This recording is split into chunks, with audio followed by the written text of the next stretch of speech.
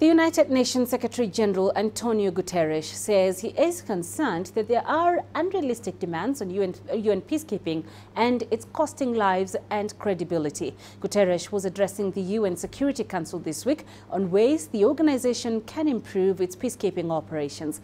The UN Secretary-General spoke on the point that peacekeepers are often under-equipped, under-prepared and unready for the dangerous environments in which they operate.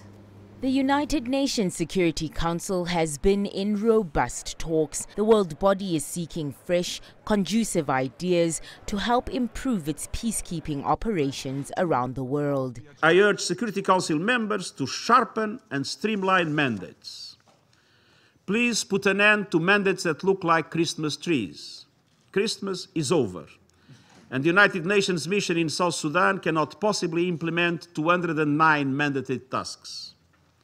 By attempting too much, we dilute our efforts and weaken our impact.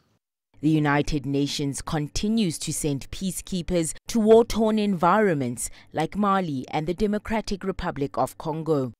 A total of 59 peacekeepers died last year, a sharp increase from 2016 when the figure stood at just 34. UN peacekeepers are often under-equipped, under-prepared, and unready for the dangerous environments in which they now operate.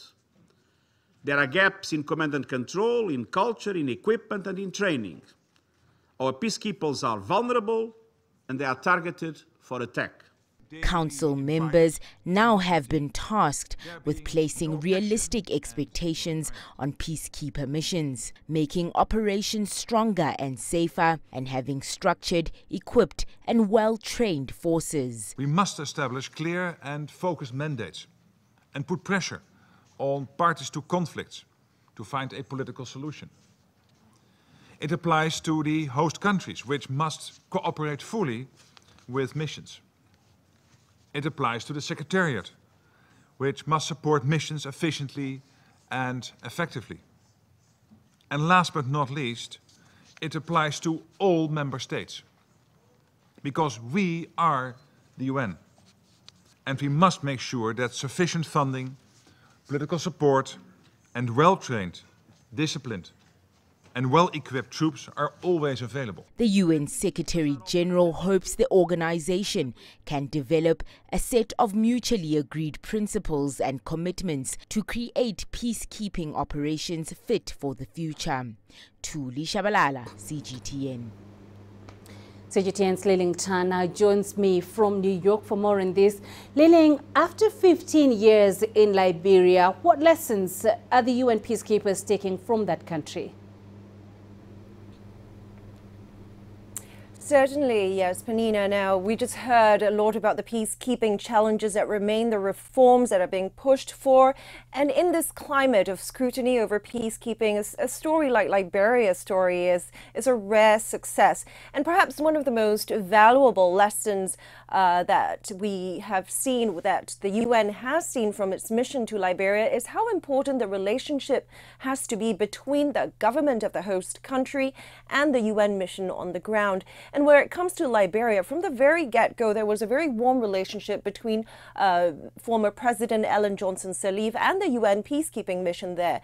They were committed to cooperating in terms of recovering and rebuilding the country in the immediate post-conflict environment. But also importantly as well, the people of Liberia, they were very receptive to the peacekeeping presence there. So together, it kind of made the environment conducive for this mission to work. Now, the close relationship did later come under criticism because of concerns about favoritism. The UN mission itself came under criticism over sexual abuse, over how it handled the disarmament of ex-combatants. But looking at the big picture, that relationship between the government and the UN had defined the trajectory of this success story. Now, another reason this particular mission worked, this particular mandate worked, is because of the investment from the international community, both politically and financially, but also financially in particular. And that has raised concerns that now, with plans to wind down this mission in Liberia, the UN is worried. Several UN officials and the UN community are a bit worried that this would provide or give the perception that the international community, that it's time to perhaps cut back on investment, and they're saying that this is not the case. So, Liling, female peacekeepers have played a huge role in ensuring normalcy returns in war-torn countries. Should we expect to see them taking a more active role in conflict areas? Oh, absolutely, definitely. The UN has been pushing for gender parity for a long time and actively adding female peacekeepers into missions deployed around the world. Now, we saw them deployed in Liberia. We're also seeing them in all the other more than a dozen missions elsewhere. And I just had to look at the numbers from the Department of Peacekeeping. Between 1957 and 1989, there were just 20 female uniformed peacekeepers deployed. Today, there are more than 4,000 female uniformed peacekeepers and more than 3,600 civilian peacekeepers who are women. So that number is still going up.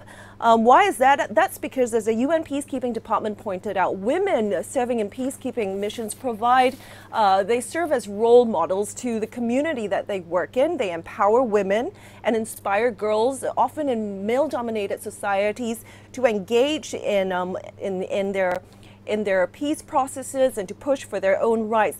But also, women peacekeepers deployed, they can address specific needs of female ex-combatants through the transition process.